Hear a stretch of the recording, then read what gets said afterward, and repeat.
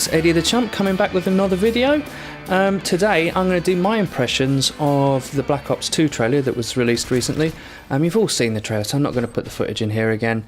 I just want to talk about what I thought about what I saw in it and my thoughts and feelings about it. So we've got quite a lot to get through, and I've got about 4.5 minutes, so let's get started. Okay, the first thing that everyone's picked up on that I kind of agree with is it does to me look like creator class has changed. It looks like the 10 items that includes attachments or perks or anything like that, 10 things that you can have in each creator class is in fact in place already. So that's going to be interesting. I think that does allow for more customization.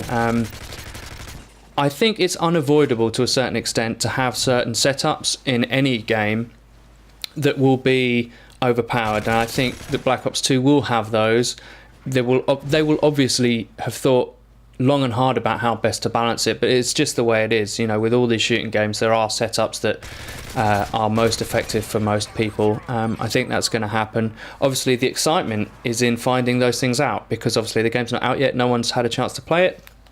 David Vonderhaar announced today on Twitter that they're going to be at Gamescom and they're going to be streaming the multiplayer. So if you get to go to Gamescom in Germany, then you're very, very lucky. You get to play the multiplayer. So until people get their first impressions like hands-on, we're not going to really know. But that is for certain, that creator class. As far as I could tell, in this trailer there was very good hit detection, and it looks like we've gone back to sort of Modern Warfare 2 type damage. So that for me is a massive deal. I think that games that require more damage to kill people favour those with good connections, and games that require less to kill people kind of level the playing field out in a good way, in a way that Modern Warfare 3 has failed to do because of the terrible, terrible hit detection, because of the way the matchmaking works.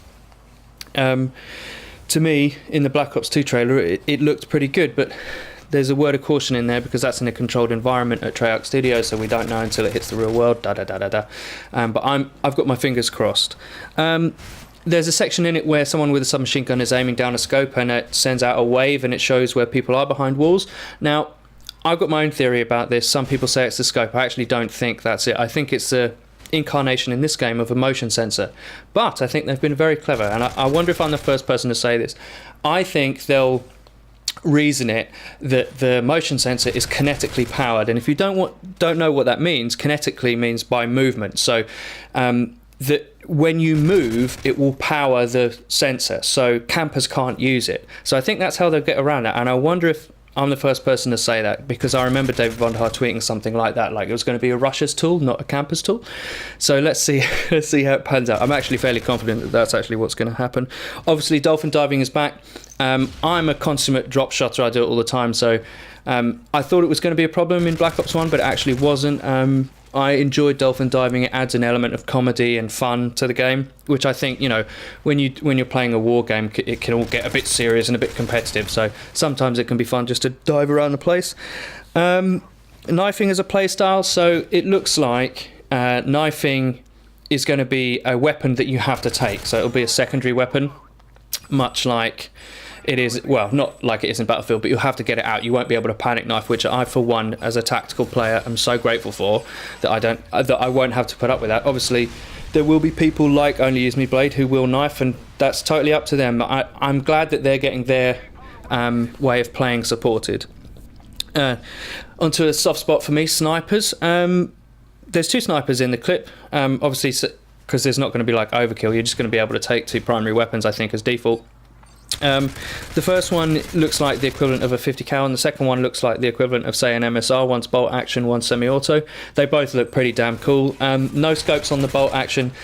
I've been wanting that since World at War. I thought it was a fantastic idea. I really enjoyed it.